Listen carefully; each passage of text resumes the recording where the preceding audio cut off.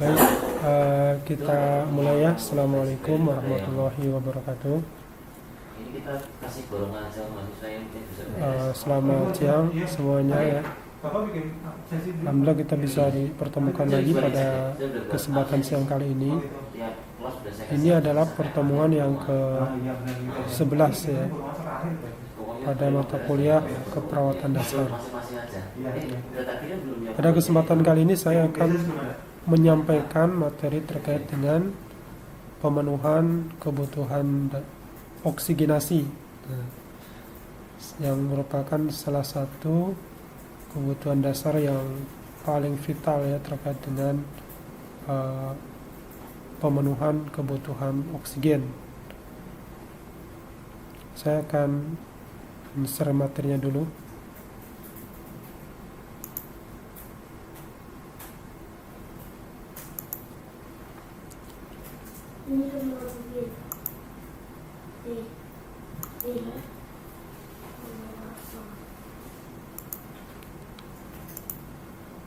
Baik, apakah terlihat dengan jelas slide-nya? Terlihat, Bapak. Nah, oke. Apa yang akan kita pelajari pada kesempatan kali ini? Jadi ada 3 materi pokok yang akan kita pelajari, yaitu anatomi fisiologi, kemudian anatomi fisiologi dari organ-organ pernapasan ya, mulai dari saluran napas atas dan sampai dengan saluran napas bawah, serta organ-organ yang terlibat dalam sistem pernapasan tersebut. Kemudian yang kedua adalah faktor-faktor yang berpengaruh terhadap kebutuhan oksigenasi pasien. Dan yang ketiga adalah pemeriksaan fisik terkait dengan pemenuhan kebutuhan dasar oksigenasi, yang dalam hal ini terkait dengan pemeriksaan fisik sistem pernapasan.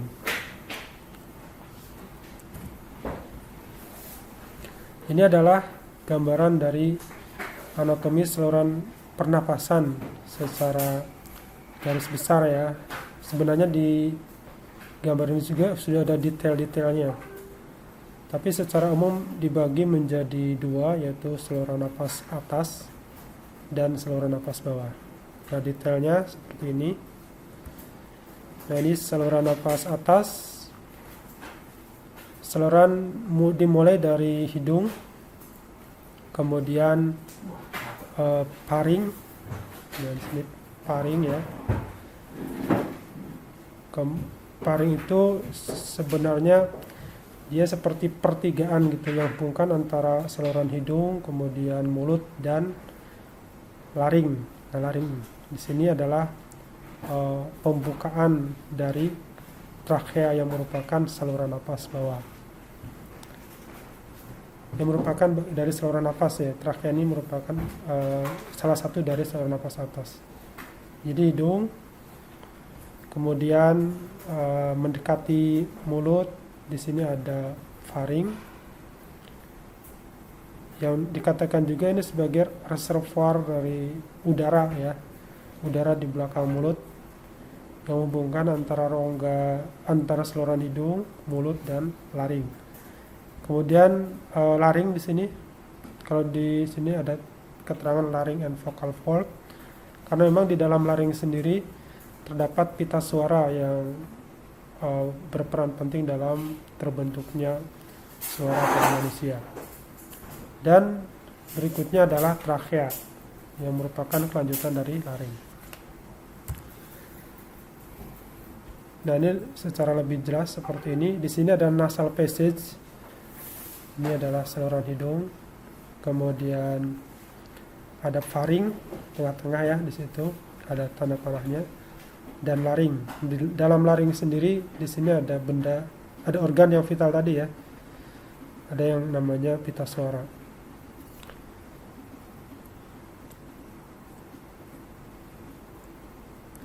Kemudian sinus tadi disebutkan di atas, ini adalah organ aksesoris sebenarnya, yang merupakan rongga-rongga dalam tulang-tulang wajah, yang salah satu fungsinya adalah sebagai pembentuk dari resonansi suara, sehingga suaranya terdengar lebih merdu dibandingkan kalau tidak ada. Dan termasuk juga adalah salah satu upaya untuk mengurangi massa dari tulang wajah sehingga tidak terlalu berat. Oke, ini adalah penjelasan tentang rongga hidung. Kita akan lihat penjelasannya. Rongga hidung terdiri dari bagian internal dan bagian eksternal. Bagian eksternal ini tentunya ini lebih ke arah fungsinya sebagai estetika ya, yang kemudian menentukan apakah hidungnya mancung, pesek. Karena ini ada tonjolan di muka dan diperkuat dengan tulang wajah dan tulang rawan. Nah, ini bagian eksternal. Kemudian bagian internal ini lebih berfungsi ke fisiologis pernapasannya. Internal ini terbagi menjadi dua, ada rongga hidung kanan dan kiri. Nah, setiap rongga hidung terbagi menjadi 3 saluran konke. Nah, konke ini seperti gua-gua ya, yang kemudian fungsinya adalah untuk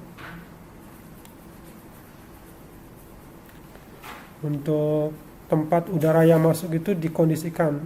Kalau dia terlalu hangat maka didinginkan di sana dengan keberadaan cairan yang ada di sana. Kemudian kalau terlalu kering juga nanti bisa terlalu panas bisa didinginkan. Kalau terlalu panas juga bisa didinginkan. Kalau terlalu dingin bisa dihangatkan ya. Kalau terlalu panas bisa didinginkan melalui saluran konke ini. Nah, kemudian rongga hidung juga dilapisi oleh membran mukosa yang banyak berisi pembuluh darah. Nah, makanya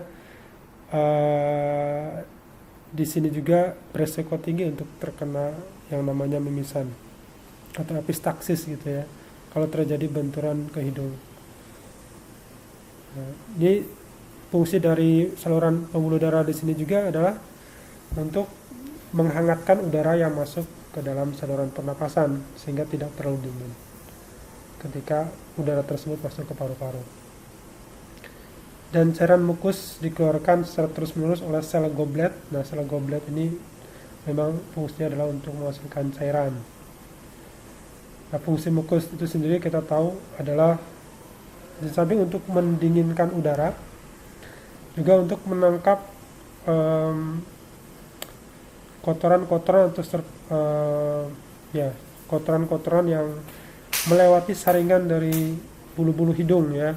Kalau terlalu kecil maka akan ditangkap oleh mukosa dan kemudian dia akan digerakkan keluar oleh rambut-rambut yang ada di sepanjang saluran pernapasan, dikeluarkan gitu ya.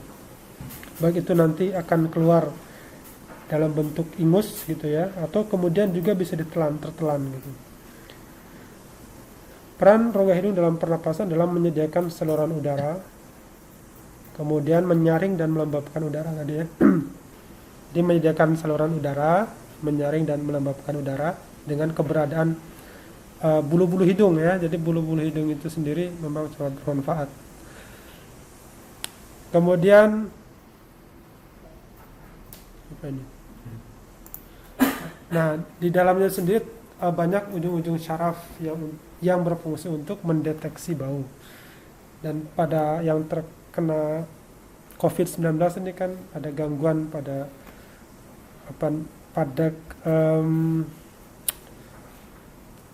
kemampuan dari saraf ini untuk mendeteksi bau dan indera pengecapan juga, sehingga dia kehilangan daya cium terhadap berbagai jenis bau yang muncul gitu ya.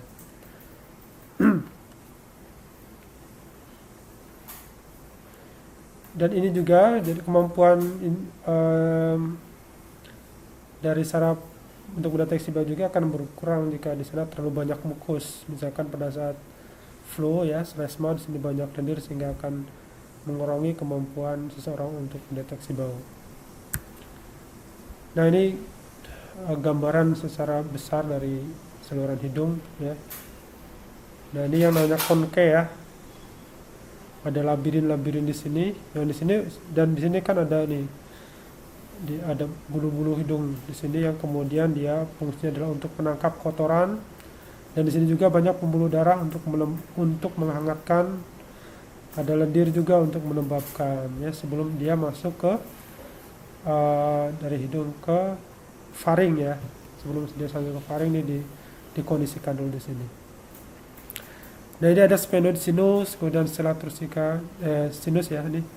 Sphenoid sinus, ini adalah sinus, ada frontal sinus. Nah, ini di tulang pembentuk wajah. Oke, kemudian ini sinus paranasal. Ini sebenarnya tidak terkait erat dengan fungsi pernapasan. Dia adalah organ aksesoris yang lebih ke arah fungsinya sebagai membentuk resonansi suara yang bagus. Jadi menyediakan ruang resonansi saat bicara sehingga suaranya merdu, tidak sengau.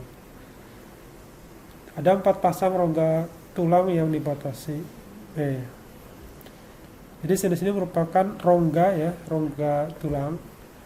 Ada 4, ada yang dibatasi oleh mukosa nasal dan ciliated pseudostratified columnar epithelium.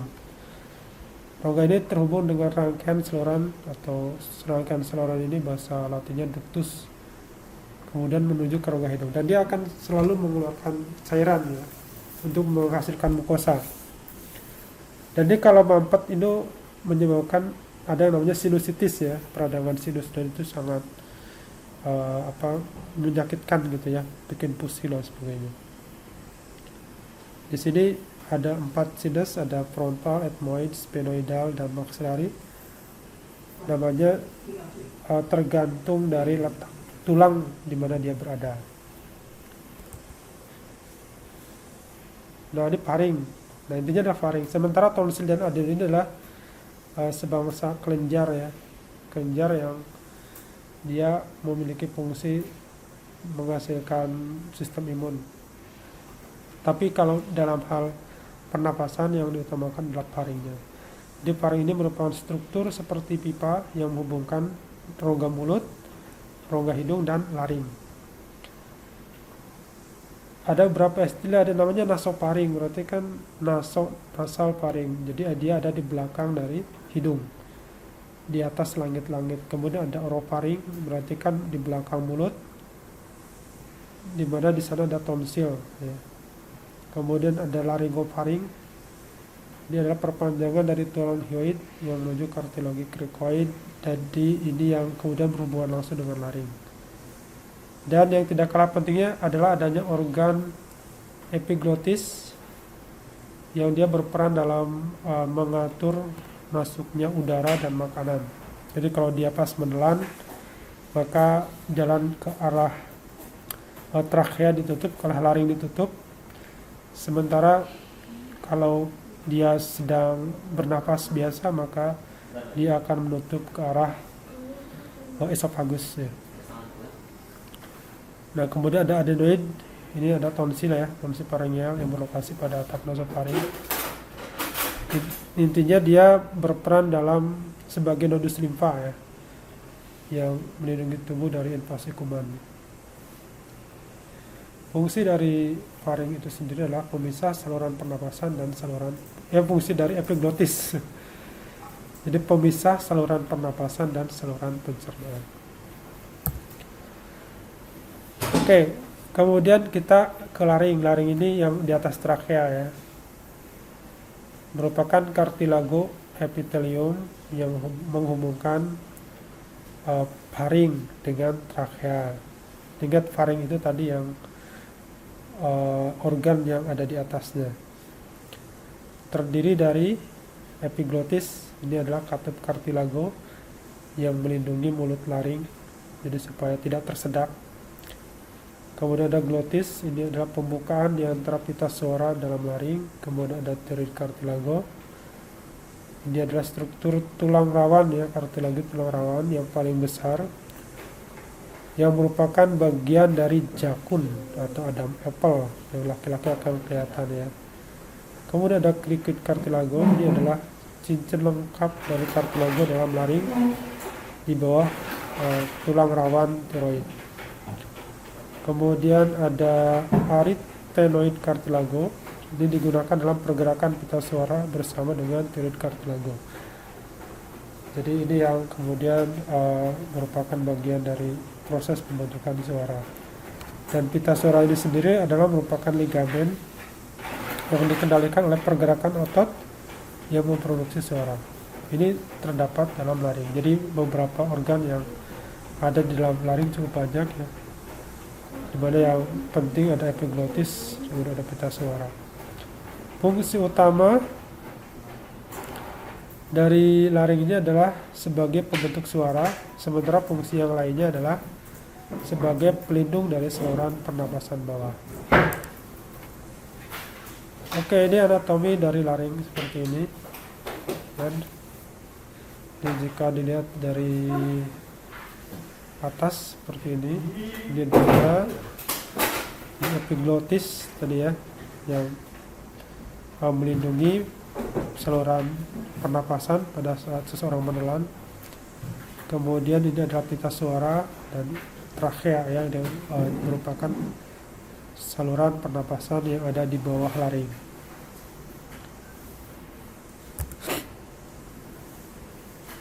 Baik, kemudian dilanjutkan dengan trakea. Nah, trakea ini ada di bawah laring. Di sini terlihat jelas ya di gambarnya. Jadi trakea, nanti trakea bercabang jadi dua, menjadi bronkus kanan dan bronkus kiri. Oke, kita lihat dia merupakan sebuah pipa udara, terdiri dari otot polos dan cincin kartilago berbentuk huruf C. Jadi tidak bulat utuh ya. Jadi berbentuk huruf C, di mana di bagian belakangnya ini terdiri dari otot gitu ya, dan dia berhubungan dengan esofagus.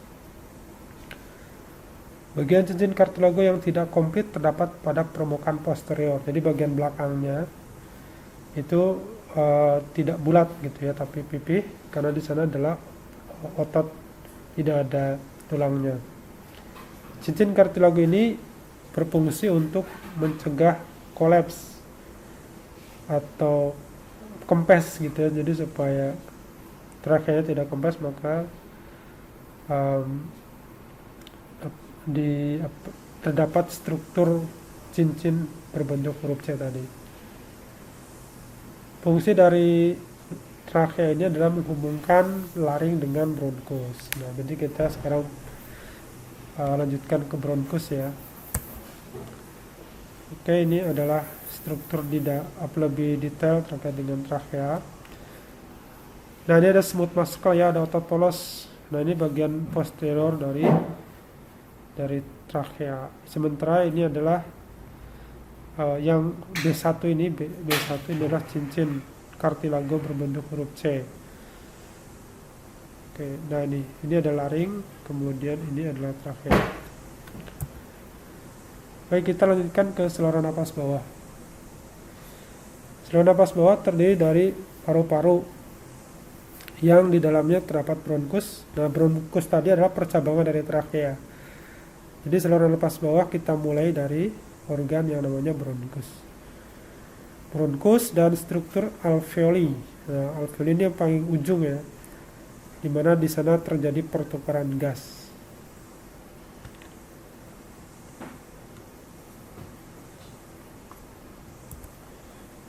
Nah, ini paru-paru. Paru-paru sendiri adalah merupakan struktur elastis yang terdiri dari kantong udara atau alveoli. Jadi ada balon-balon kecil ini, kayak brokoli ya kalau kemudian kita lihat secara lebih detail. Jadi cabang bronkus, ini bronkus utama, kemudian bercabang lagi sampai paling terminalis. Ini ujungnya dia berhubungan langsung dengan alveoli.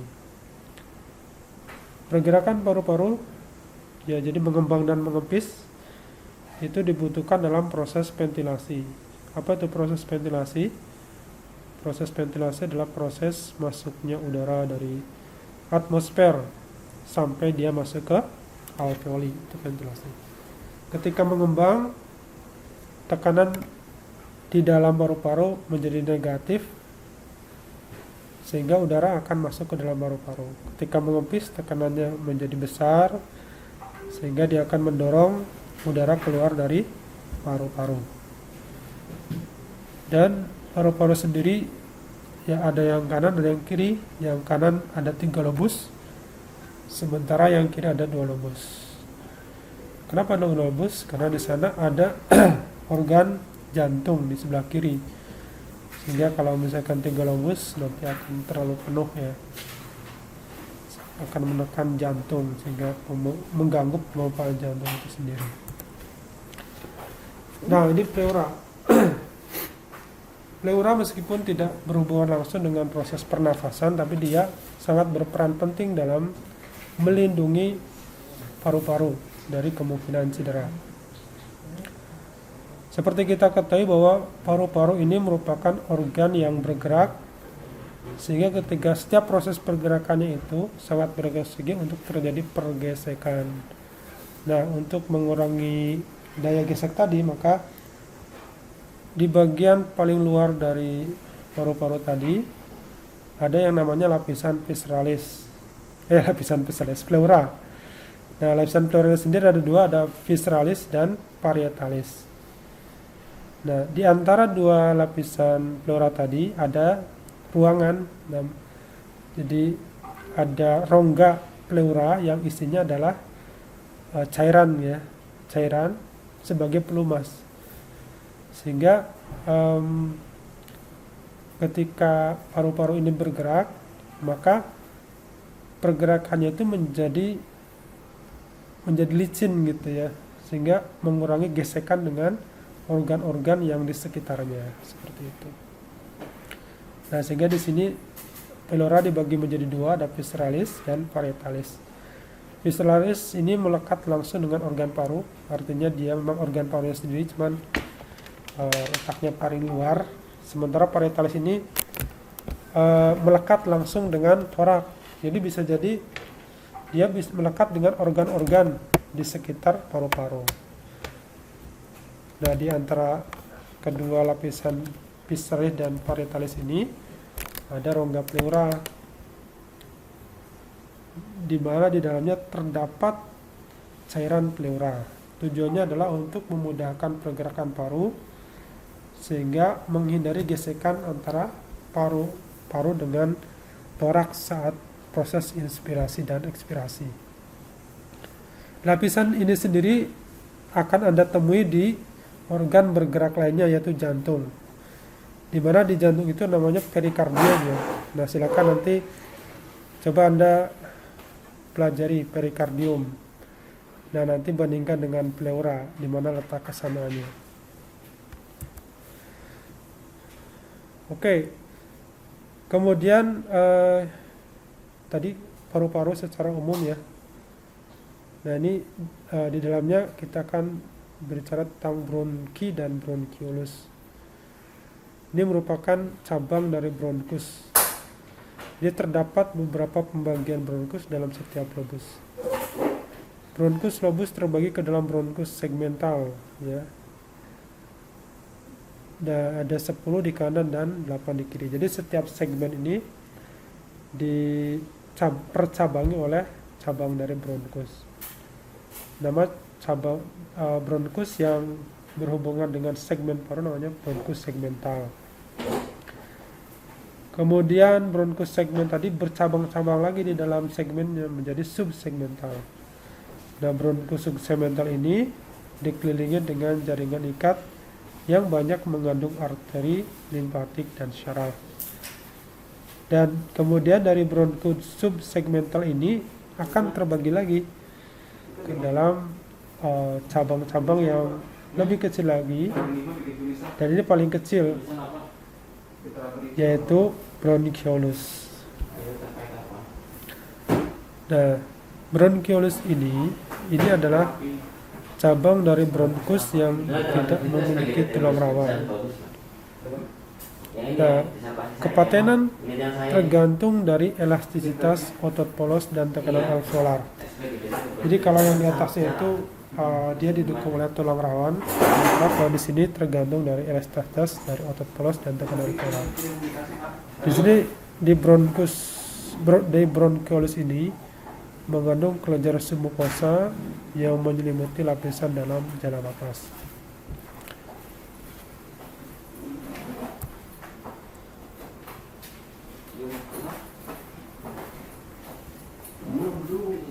Nah, kemudian bronkus dan bronkiolus ini dilapisi oleh sel yang bersilia. Jadi ada rambut bulu-bulu getarnya ya, yang dia menggerakkan. Biasanya yang digerakkan adalah mukosa. Bronkiolus bercabang menjadi bronkiolus terminal. Nah, bronkiolus terminal inilah bronkiolus akhir ya, terminal itu akhir. Dia tidak memiliki kelenjar mukosa maupun silia dan merupakan bronkiolus respiratorik. Artinya pada cabang bronkus yang terakhir ini, yaitu bronkiolus terminalis, sudah ada proses difusi gas, sehingga disebut juga sebagai bronkiolus respiratorik. Bronkiolus terminalis ini merupakan saluran transisi antara saluran napas dan saluran pertukaran gas. Ada 150 ml udara di dalam percabangan tracheobronchial tidak berpartisipasi di dalam pertukaran gas, atau dikenal dengan physiologic dead space. Apa yang dimaksud dengan physiologic dead space? Jadi ada, karena saking banyaknya cabang ya, percabangan di paru-paru, ketika dihitung dijumlahkan ada 150 ml udara yang tidak pernah bergerak, baik masuk maupun keluar, seperti itu. Tidak pernah terjadi pertukaran gas di sana, pertukaran udara gitu ya. Dan itu memang risiko kalau saluran terlalu panjang dan luas. Termasuk ketika kita menyelam kan kita tidak bisa terlalu dalam, hanya dengan menggunakan selang gitu ya. Karena nanti volume udara yang ada dalam paru-paru kita tidak bisa keluar dari rongga selang tersebut gitu ya. Sama juga dengan ini, karena saking panjangnya maka ada beberapa mililiter udara yang memang dia tidak bisa keluar, tidak bisa berpindah, dia terjebak di dalam saluran pernapasan. Kalau fisiologis berarti tidak masalah, tidak menimbulkan gangguan terhadap sistem tubuh. Kemudian bronkiolus respiratorik terhubung dengan saluran dan kantong alveoli. Nah, di kantong alveoli ini adalah bagian akhir ya, seperti balon-balon ya, anggur tuh, seperti anggur kalau misalkan dilihat dari dekat. Kantong-kantong udara yang berperan penting dalam proses pertukaran gas. Nah, ini adalah bronkus dan percabangannya. Nah, bronkiolus ini sudah tidak ada tulang rawan lagi ya, di H ini kan bronkiolus. Dan kemudian cuman masih ada otot polos dan sel bersilia ya. Nah, sementara kalau bronkiolus terminalis sudah tidak ada. Dan bronkiolus terminalis inilah sudah terjadi proses pertukaran gas.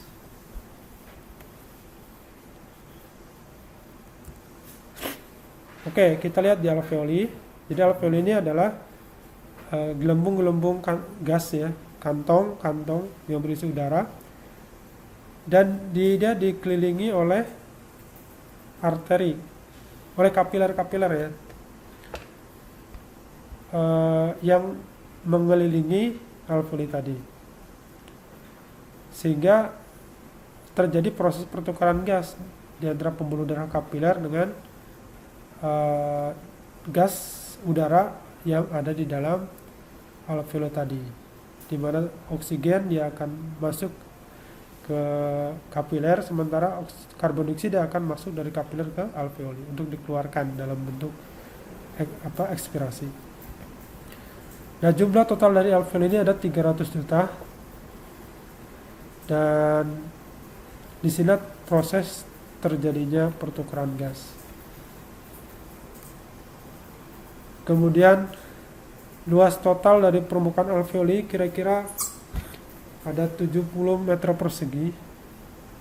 Mungkin satu lapangan badminton ya kalau kita Nah, nih seperti dulu. Ya, jadi ada 70 meter persegi, cukup luas, jadi 7 meter kali 10 meter tuh. bisa bikin rumah itu luas tanahnya gitu ya, 70 meter persegi. Jadi sangat luas.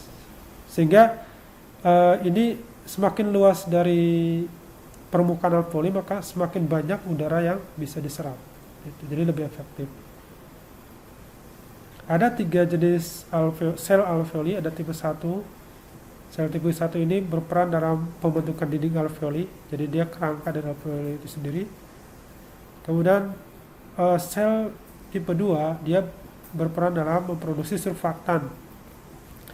Surfaktan ini sangat berperan penting dalam proses pertukaran gas karena kemudian dia yang membuat oksigen dari paru-paru dari alveoli masuk ke menembus dinding alveoli dan akhirnya masuk ke kapiler. Dan demikian juga CO2 bisa keluar dari kapiler menuju ke alveoli. Dan ini peran penting dari surfaktan. Di samping juga surfaktan berperan dalam pencegahan terjadinya kolaps atau pengempesan pada alveoli. Kemudian sel tipe 3 berperan penting dalam sistem imun karena dia merupakan sel makrofag yang akan memakan setiap bakteri yang masuk ke dalam paru-paru atau ke dalam alveoli. Jadi adalah sistem pertahanan terakhir di dalam paru-paru. Let's follow what happens to air inside the respiratory Ini system. video yang The menggambarkan main bagaimana entrance to the proses respiratory system is the pernapasan. nose. The nose prepares the Nah, air ini we breathe for the udara ya lungs. ketika dihirup akan It masuk. moistens the air and makes it warmer. Inside Nah, the di nose dalam there are tiny hair-like saluran things napas called ini ada cilia silia-silia ya, and a ada thick silia, layer of kemudian ini mucus that together help clean the air we breathe. The cilia yang warna sweep hitam ini adalah particles of dirt kotoran-kotoran and yang dust kemudian the dia mucus akan is trapped toward the back akan of the throat, dikeluarkan. where we swallow them Dikeluarkan. along with saliva. menuju atas ya. After air has been warmed, Bisa moistened, nanti and dibatukan, cleaned in the nose, dibersihkan, atau it akan passes ditelan. into the pharynx, a chamber behind Oke, the ini nose and faring. mouth. The pharynx leads into 2 tubes. One, the esophagus, takes food to the stomach. The other, the trachea, carries Jadi dia air to the menghubungkan lungs. ada esophagus, If ada food went trachea, down the trachea and got stuck, dan juga it would cut ada off our air mulut gitu supply ya. and choke us. But the entrance to the Dan hidung. trachea Jadi is ada 4 guarded saluran by yang a flap of dihubungkan. tissue called Jadi the ada- epiglottis. Nah, ini epiglottis When we berperan swallow penting. food, the Nah, kita epiglottis lihat. closes like a Ya, epiglottis ketika ada makanan masuk maka dia akan menutup. Begitu makanan lewat maka dia akan trapdoor and prevents food from going down the trachea. begitu maka dia akan keluar lagi. As- Dan inilah mengapa kemudian kita dilarang bicara ketika makan atau jangan makan ketika bicara. Kenapa? Karena ketika kita bicara maka saluran napas ini terbuka gitu ya. Epiglottis ini terbuka. Sehingga ketika kita bicara kemudian tiba-tiba kita menelan maka makanan itu bisa masuk ke saluran napas sehingga terjadilah yang namanya tersedak. Seperti itu. Air is drawn into the trachea, it passes through the larynx. The larynx is often ini called adalah the laring. voice box. Yang di It dalamnya, nah ini pita contains suara the ya, vocal kita cords, lihat bagaimana 2 folds of tissue. ini When ketika we bicara exhale seperti ini air, nih. these folds of Dia tissue menyempit dan vibrate bergetar. and make the sounds that form our voice. Below the larynx, the trachea Nah, ini divides trachea. into 2 separate tubes. Kemudian ada These are cabang-cabang called bronkusnya, bronchi, ini bronkus and ya. they lead to the lungs. Inside the lungs, the 2 bronchi divide, forming branches Nah, that ini divide jadi banyak over and over cabang-cabang dari again bronkus into tadi, smaller sampai tadi and smaller terakhir ke tubes. The bronchiolus smallest terminalis. of these tubes, called bronchioles, are very thin, only about the air sacs Nah, called ini gambaran alveoli. alveoli. There are dari hundreds of bawah mikroskop. millions of alveoli in Ini. each lung. Looking like Nah, grapes ini, on a ini stalk, adalah alveoli. the alveoli are the last Ini, stage of the journey yang of air in the jaring-jaring ini adalah respiratory kapiler system. ya, kemudian adalah kapiler. But the oxygen in this air still has Oksigen further dan to go karbon dioksida before it bertukar reaches di the sini, cells bertukar where it tempat. is needed for energy. Each of the Oke, ini alveoli adalah are tiny gambaran blood proses vessels pertukaran called gas. capillaries. Here we see a Nah, ini adalah cutaway alveoli, view ini of a adalah single kapiler yang alveolus and kapiler the ini. Nah, di capillary. sini warna biru nih banyak The karbon alveolus dioksida. walls are so Ini thin yang merah, that oxygen nah can ini cross oksigen through the keluar ya, walls and masuk into ke the dalam capillary. kapiler. There it joins with red blood cells. In fact, the oxygen Sehingga gives these yang tadinya cells warnanya their biru red menjadi merah. color. Kalau merah berarti oksigen sudah The banyak. capillaries surrounding the alveoli are part of a system that along carries oxygen-rich blood, Oke, saya kira carbon ini sudah dioxide cukup. waste. Nah, ini proses pernapasan secara umum dibagi menjadi 3. Ada ventilasi, difusi, perfusi, dan respirasi sel. Kalau ventilasi tadi kan bagaimana udara bisa masuk dari atmosfer, kemudian masuk ke hidung dan sampai di alveoli. Kemudian tahap selanjutnya ada proses difusi dan perfusi.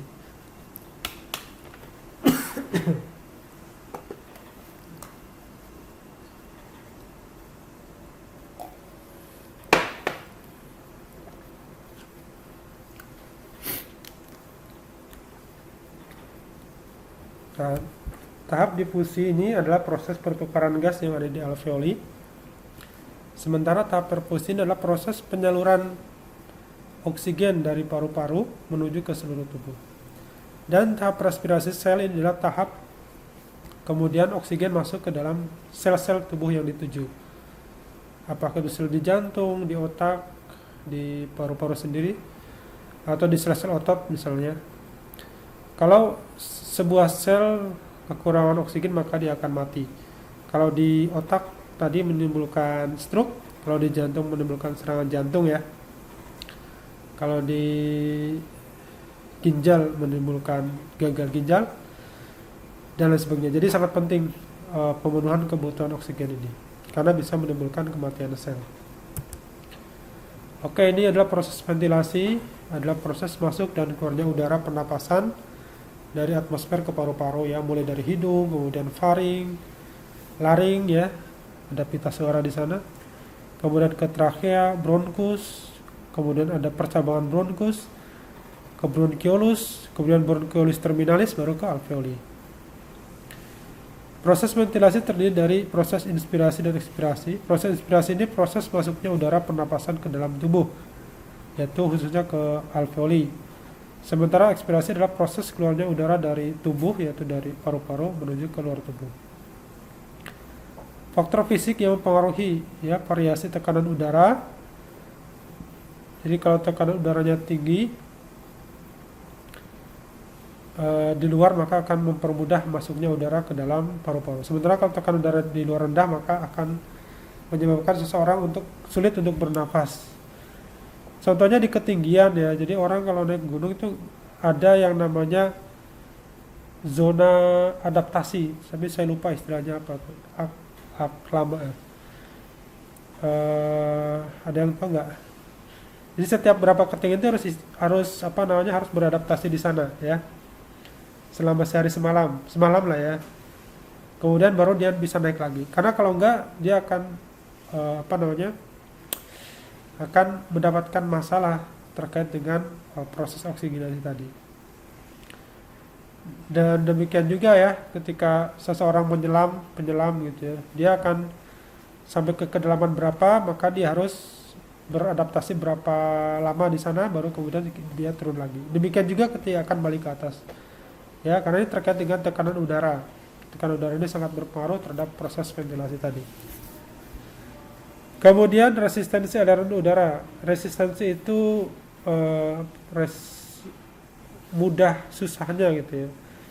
Jadi kalau resistensinya rendah, maka dia akan mudah ventilasi. Tapi kalau resistensinya tinggi, maka seseorang menjadi susah bernapas. Resistensi akan meningkat ketika terjadi penyempitan saluran pernapasan. Misalkan pada orang dengan asma atau orang lagi flu lah ya, lagi flu berat itu kan susah juga tuh bernapasnya, sehingga terpaksa dia napas lewat mulut.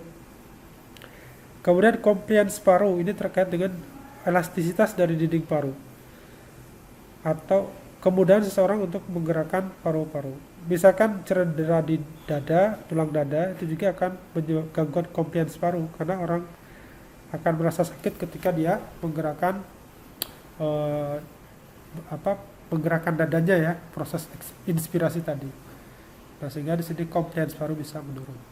Oke, jadi itu beberapa hal yang berpengaruh terhadap ventilasi. Sampai di sini ada yang mau ditanyakan? Kalau terlalu cepat, saya diberitahu ya. Cukup jelas? Halo? Jelas Bapak. Oke. Yes, Pak. Alhamdulillah, saya kira terputus ya. Sangat penting gitu. Kita lanjutkan. Apa ini ya video ini? Mechanism Oke, ini of adalah breathing. mekanisme proses pernapasan. Respiration occurs in two stages. Ada 2 tahap 1. dari Inspiration, inspirasi. during which atmospheric air is drawn in. And 2. Expiration, by creating a pressure gradient between the lungs Oke, and ini the saya kira sama atmosphere. nih apa Inspiration namanya? exceeds Keterangannya. pressure of lungs Nah, ini proses resulting from ekspirasi dan inspirasi, jadi udara tensing keluar dan and masuk ya. relaxing of the muscles. Ini kita perhatikan paru-paru Inspiration is mengembang dan initiated mengempis. by the contraction of diaphragm, sternum, causing an increase in the Ini ada volume of diafragma ya, thoracic diafragma ini chamber in the dose of berperan penting dalam vental proses axis. inspirasi dan ekspirasi. The overall Ketika increase in the dia thoracic mendatar ya volume ke bawah, maka causes a akan similar menyebabkan increase in rongga pulmonary paru-paru volume. menjadi luas sehingga udara An akan masuk ke increase in dalam pulmonary paru-paru. volume decreases Nah, dia mendatar nih, intrapulmonary maka akan pressure, menarik which udara masuk ke is dalam less than paru-paru. atmospheric pressure, which Dan ketika forces the dia air from outside to move menjepit into the lagi, lungs. maka udara akan That terlalu is keluar. inspiration. Baik, kita lanjutkan saja.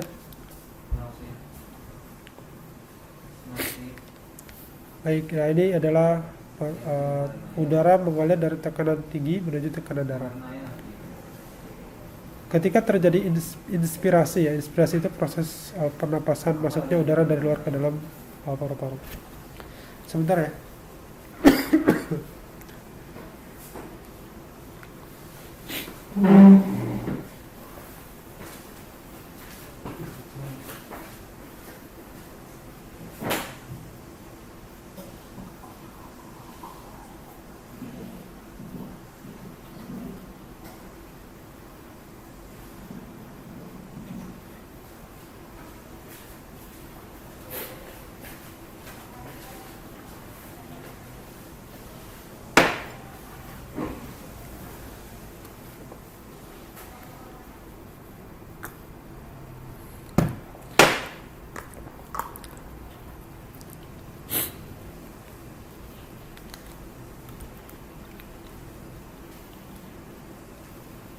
Oke, maaf ya.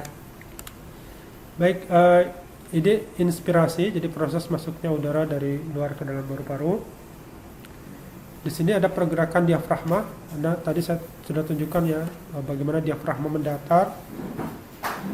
Dan ini akan memperluas rongga dada sehingga tekanan di dalam paru-paru akan menurun. Dan ini akan menarik udara masuk dari atmosfer ya, dari luar. Sementara ketika proses ekspirasi, diafragma berelaksasi sehingga dia melengkung lagi. Paru-paru menciut, tekanan dalam paru-paru meningkat dan akan mendorong udara keluar dari paru-paru. Dan ini dinamakan dengan ekspirasi. Nah, kemudian resistensi jalan nafas. Dari resistensi jalan nafas ini ditentukan oleh radius atau ukuran jalan nafas yang akan dilalui udara. Mekanisme perubahan diameter bronkus akan mempengaruhi resistensi jalan nafas. Tadi ya disebutkan misalkan orang terkena asma atau flu sehingga banyak lendir, itu kan akan mempersempit jalan nafas tadi dan meningkatkan resistensi jalan nafas. Nah, ini beberapa kondisi di mana resistensi jalan nafas meningkat, misalnya kontraksi otot polos bronkial pada kondisi asma, penebalan mukosa bronkus pada bronkitis kronis, dan sumbatan jalan nafas ya, tersedak. Anda lagi asik-asik makan bakso, tiba-tiba ada yang mengejutkan dari belakang, kemudian masuk ke dalam trakea gitu ya. Nah, itu kan berarti tidak ada udara yang bisa masuk ke dalam. Nah, ini juga berarti resistensinya meningkat. Maka harus segera dilakukan pertolongan. Pertolongan pertama pada tersedak gitu ya. Oke, kemudian compliance paru. Ini terkait dengan elastisitas, ekspandibilitas, jadi kemampuan sebuah organ untuk di expand, dikembangkan. Jadi kemampuan mengembang dan mengempis paru-paru lah, gampangnya seperti itu. Ini faktor yang mempengaruhi komplian paru adalah tekanan permukaan alveoli. Surfaktan ini berperan penting dalam meningkatkan compliance paru. Kemudian jaringan konektif paru, kolagen dan elastin. Jadi kalau terjadi peningkatan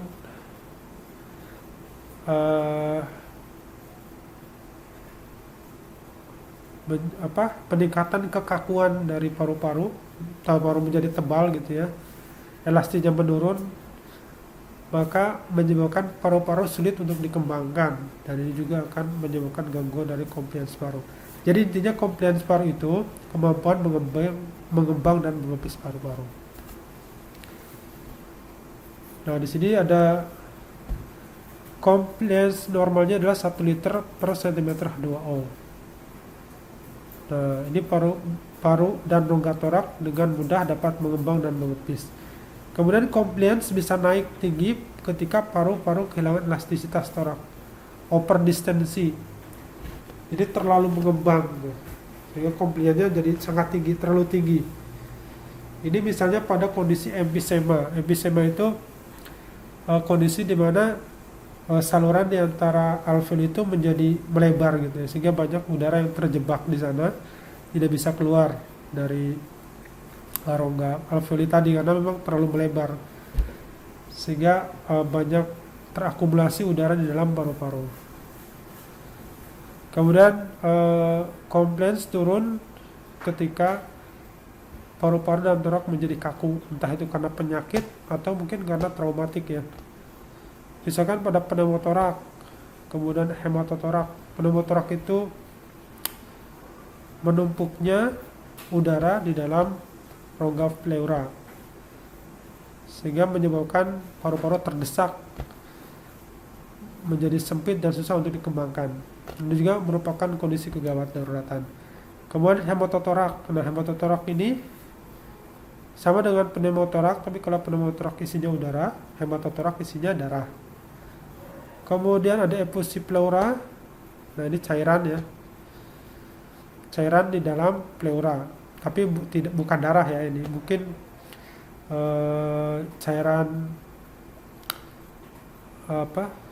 sekret ya, sekret lain, misalkan pus dan lain sebagainya, yang kemudian jumlahnya sangat banyak, sehingga intinya sama, mendesak dari organ paru yang ada di bawahnya.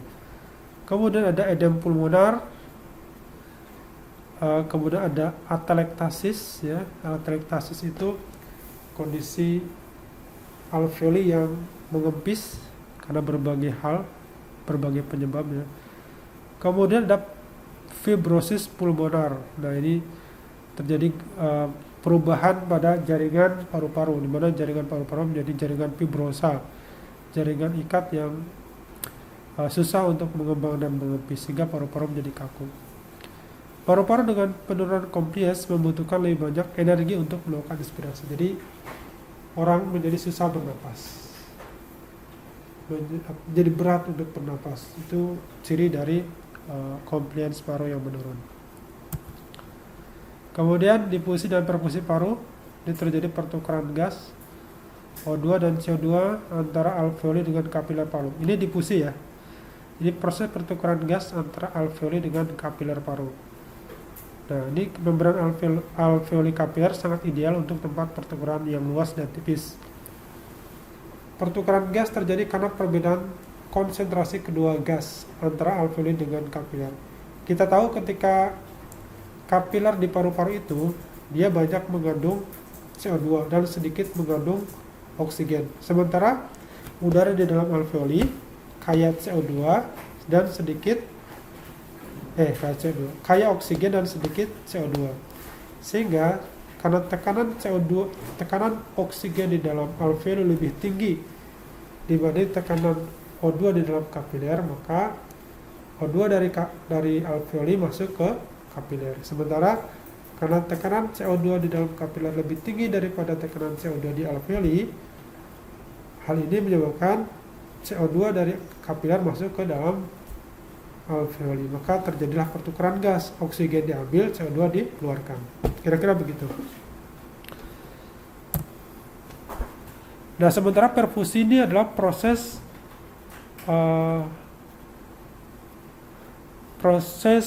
pengangkutan oksigen yang didapatkan dari alveoli menuju seluruh organ tubuh, menuju sel-sel tubuh. Dan proses ini sangat dibantu dengan kemampuan dari pemompaan jantung. Sehingga kalau misalnya jantungnya bermasalah, maka proses perfusi juga akan bermasalah. Dan pada akhirnya akan menimbulkan gangguan oksigenasi. Darah dipompa ke paru-paru oleh ventrikel kanan melalui arteri pulmonaris, ya, nanti pelajari lagi anatominya. Sementara paru-paru masuk ke dalam jantung melalui vena pulmonaris. Perfusi di paru-paru normalnya dipengaruhi oleh gravitasi dan tekanan alveoler.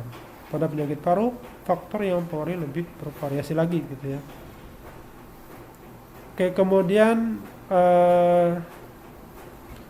keseimbangan ventilasi dan perfusi. Jadi keseimbangan antara kemampuan paru-paru untuk mengambil oksigen dari luar tubuh, ya, dari atmosfer.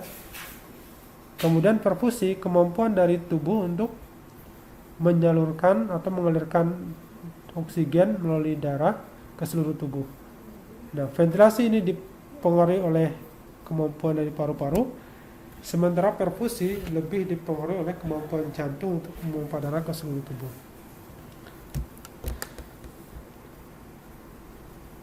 Nah, jadi keadekuatan pertukaran gas sangat tergantung dari keadekuatan perfusi dan ventilasi.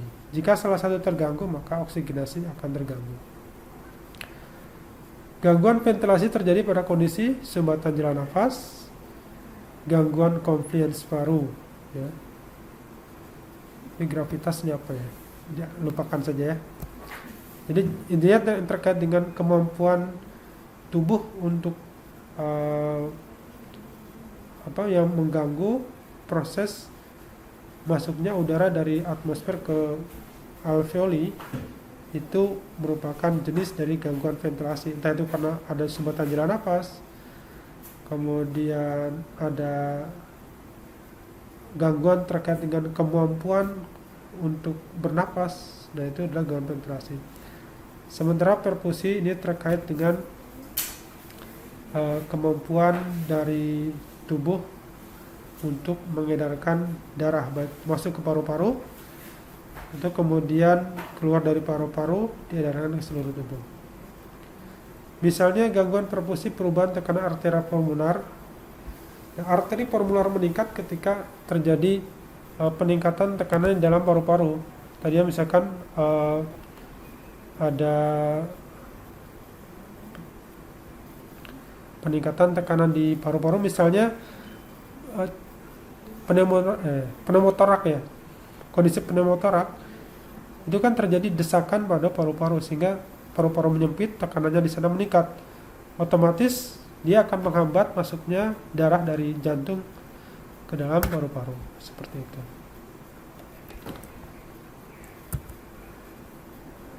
Nah, ini ketidakadekuatan ventilasi maupun perfusi. Ada 4 kemungkinan ya.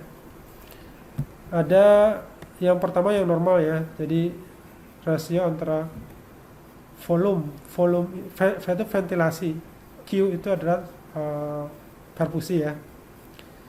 Jadi ketika normal maka rasionya normal. Jadi seimbang. Ventilasinya bagus, kemudian perfusinya juga bagus. Kemudian low V per Q, jadi V dibagi Q itu hasilnya rendah, artinya V-nya sedikit, ventilasinya jelek, Q-nya biasa, normal ya. Kapan itu terjadi? Terjadi ketika gagal nafas, entah itu karena sumbatan jalan nafas atau memang dia tidak bisa bernafas. Hal ini menyebabkan ventilasinya jelek, sementara bisa jadi perfusinya masih bagus. Yaitu low PVQ itu contohnya pada gagal nafas. Kemudian high PVQ, jadi volume dibagi perfusi tinggi, artinya tidak seimbang. Volumenya bagus, perfusinya jelek. Nah, contohnya pada shock.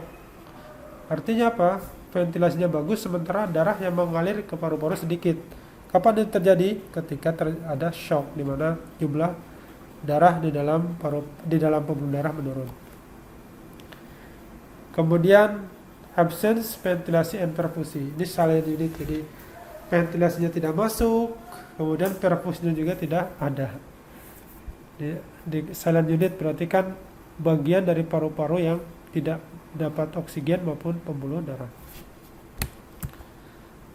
Baik, kemudian kita lanjut ke faktor yang mempengaruhi oksigenasi. Ada 4 faktor, ada faktor fisiologis, faktor perkembangan, faktor perilaku, dan faktor lingkungan. Faktor fisiologis terkait dengan kondisi organ-organ tubuh di dalamnya ya. Ada anemia. Anemia itu kan berarti menurunnya perfusi ini kalau anemia. Sehingga ini akan menyebabkan proses pernapasan menjadi meningkat untuk mengimbangi keterbatasan perfusi yang ada.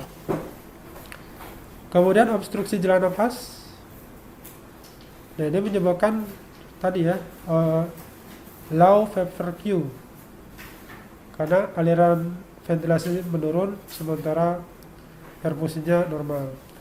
Kemudian hipovolemi. Nah, hipovolemi ini kondisi high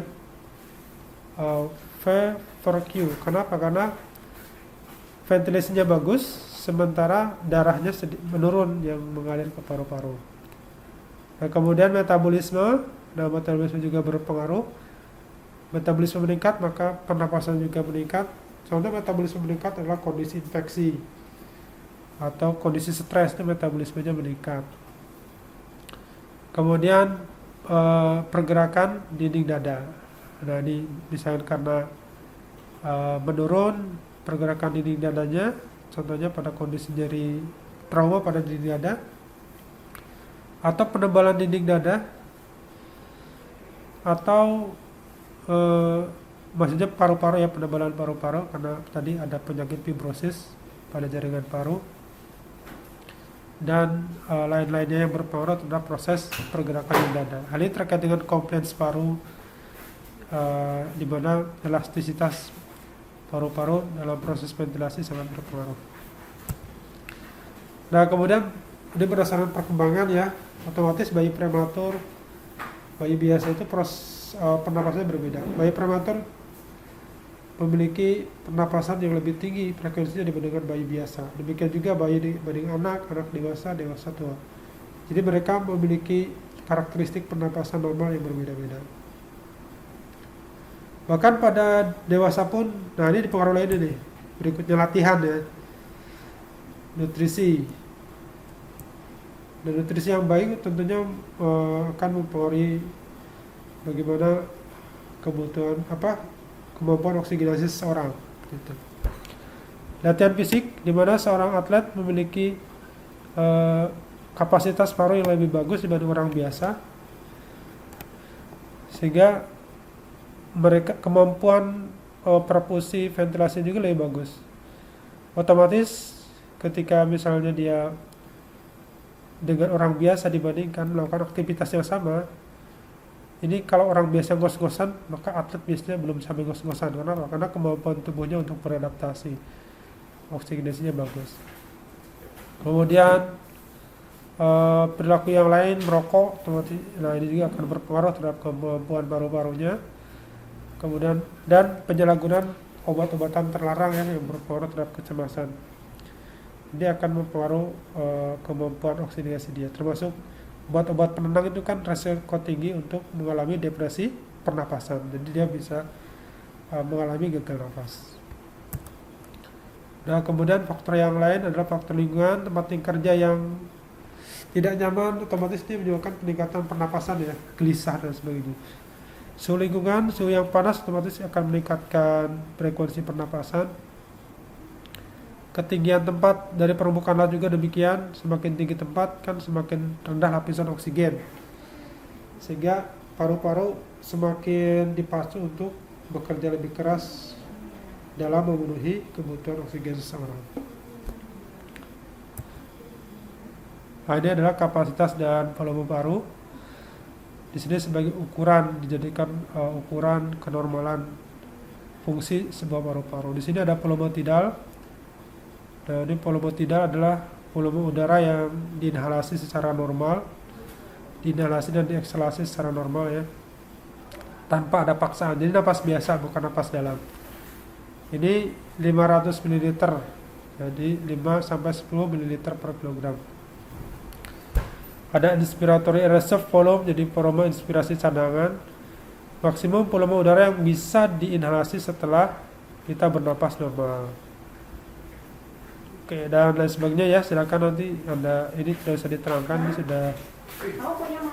sudah jelas ya. Silakan nanti dipelajari sendiri. Nah, kita kecuali nanti ada yang mau ditanyakan silakan ya. Karena ini di sini sudah dijelaskan secara rinci, tidak usah dijelaskan begini.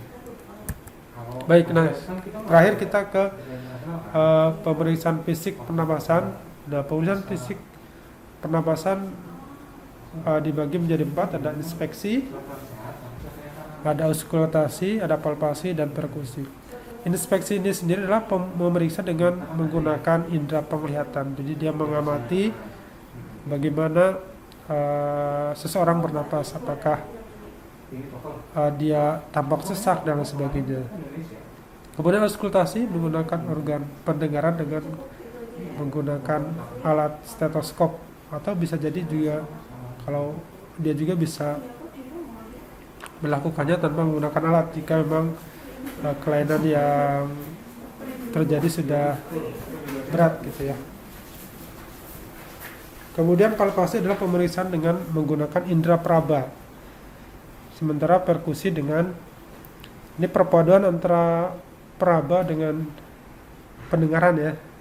Pendengaran sebenarnya kalau perkusi juga, cuman kemudian dimanipulasi dengan mengetuk-ngetuk bagian area sistem pernapasan.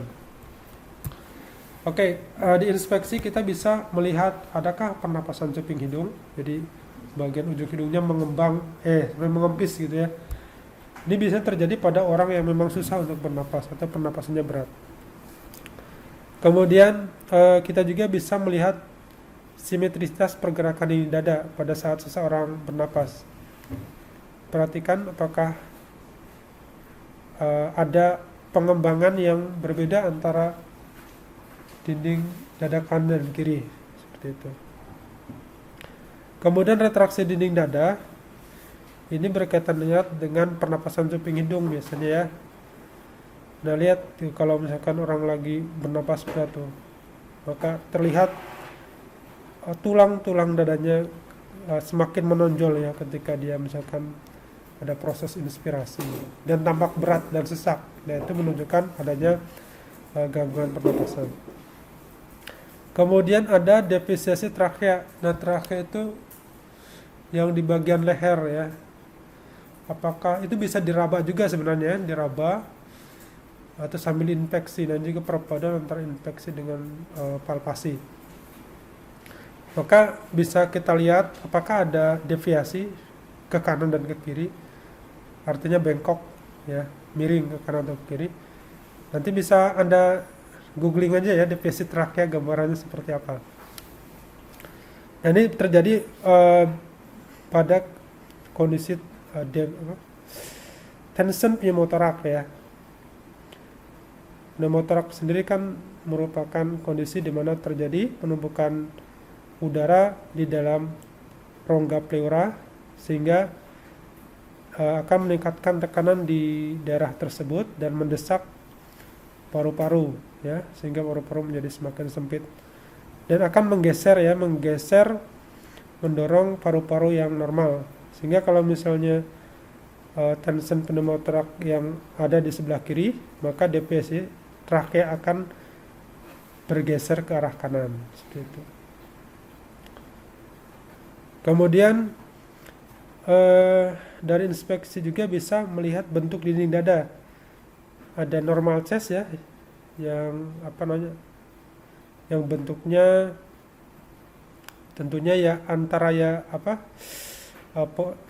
jarak posterior antara posterior sama lateral kanan kiri otomatis kan lebih lebar ya lateral kanan kiri. Sementara ada juga bentuk pigeon ya, dada burung. Kemudian ada barrel chest ya, dada yang seperti tong bulat seperti itu. Nah, itu bisa dilihat dengan proses inspeksi. Nah, nanti Anda bisa cari sendiri ya, itu apa tuh dada burung, barrel chest, supaya nanti ini sebagai perangsang supaya Anda bisa lebih banyak belajar lagi terkait dengan itu.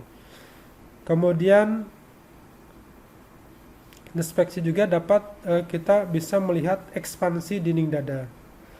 Jadi apakah pengembangan dari dada itu maksimal atau tertahan seperti itu. Nah, ini beberapa hal yang bisa dilihat melalui pemeriksaan secara inspeksi.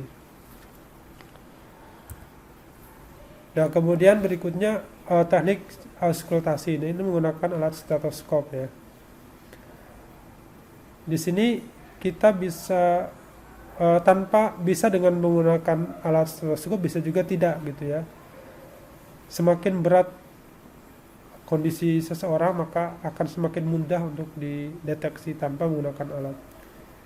Misalnya untuk di jalan napas sendiri ya, ini di trakea, dari hidung kemudian trakea, ada yang namanya snoring. Nah, snoring ini ngorok ya kalau dalam bahasa Indonesianya.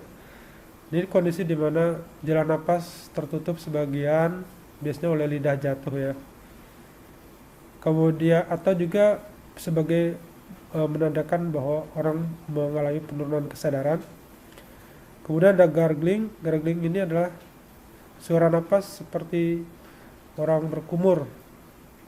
Nah, ini di dalamnya berarti kan isinya cairan, entah itu darah atau mungkin sekret yang lain ya. Kemudian stridor. Stridor ini disebabkan oleh edem laring. Laring tahu ya? Laring itu kan yang di dalamnya terdapat pita suara yang merupakan pintu gerbang menuju trakea. Nah, itu namanya laring. Nah, kemudian ada wheezing. Nah, wheezing ini juga bisa terdengar dari luar atau juga perlu dengan menggunakan mikroskop. Nah, wheezing ini adalah menunjukkan adanya penyempitan ya, penyempitan pada diameter bronkus. Bronkus itu kan berarti kan di bawah trakea. Nah, kemudian di area paru-paru sendiri, di sini kita bisa mendengarkan suara paru. Ada suara paru vesikuler ya, dimana ini suara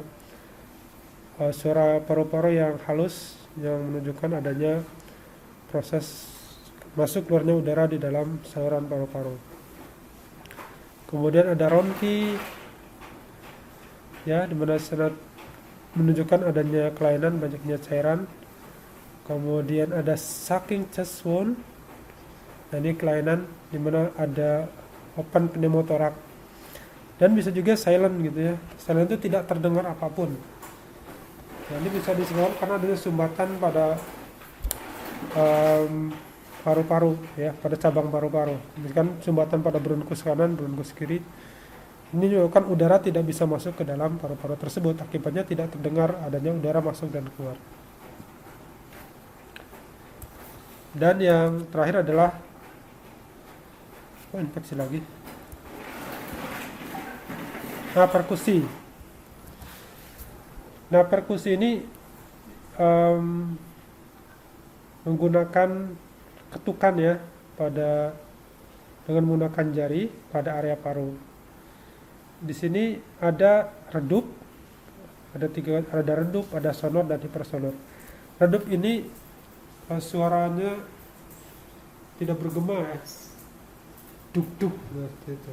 Itu bisa jadi karena merupakan organ padat atau di dalamnya berisi cairan. Misalkan kalau kita ketuk pada area jantung itu redup. Kemudian sonor, nah ini sonor ini adalah suara normal area paru-paru ketika dilakukan perkusi. Dan hipersonor ini adalah bunyi ketika area tersebut, area yang diketuk tersebut terlalu banyak berisi udara. Nah ini misalnya tungsten pneumotorak atau pneumotorak di mana terjadi peningkatan jumlah udara dalam pleura, ini akan menghasilkan bunyi hipersonor. Nah, yang terakhir adalah palpasi. Dengan palpasi kita bisa melihat simetrisitas dinding dada. Ya, jadi kita letakkan kedua tangan kita di depan atau di belakang dari pasien, dan kemudian pasien diminta untuk bernapas. Maka kita akan merasakan apakah tangan kita bergerak sama-sama mengembang kanan dan kiri dengan sama, atau ada yang ketinggalan di salah satu. Nah, kita bisa merasakannya, atau juga sebenarnya dengan inspeksi juga bisa juga ya. Kemudian palpasi juga bisa mendeteksi adanya fraktur tulang iga. Surat krepitasi ya, yang menunjukkan ciri khas dari patah tulang juga bisa dilakukan dengan palpasi. Kemudian keberadaan massa di area dinding dada juga akan kita dapatkan dengan proses palpasi. Kemudian promitus, dari promitus ini merupakan gambaran dari densitas dari paru-paru ya, sehingga diperiksa dengan cara kita meletakkan telapak tangan kita di punggung dari pasien, kemudian pasien diminta untuk mengucapkan beberapa kata, contohnya 88, 77 ya, dia yang kemudian menimbulkan getaran pada paru-paru ketika diucapkan. Nah, ketika kita rasakan apakah getarannya meningkat, normal atau turun. Ketika getaran meningkat, ini menunjukkan densitasnya naik, artinya kekentalan densitas itu apa ya? Ya, semakin padat ya, kepadatan dari organ paru-paru semakin tinggi. Ini ditemukan pada kondisi pneumonia atau radang paru-paru. Sementara kepadatannya akan menurun atau promitusnya akan menurun pada kondisi di sana banyak udara ya, kan asma, kemudian PPOK. Ini akan menurun getarannya. Baik, saya kira itu yang bisa saya sampaikan. Mungkin dari materi yang saya sampaikan tadi ada yang mau ditanyakan, saya persilakan.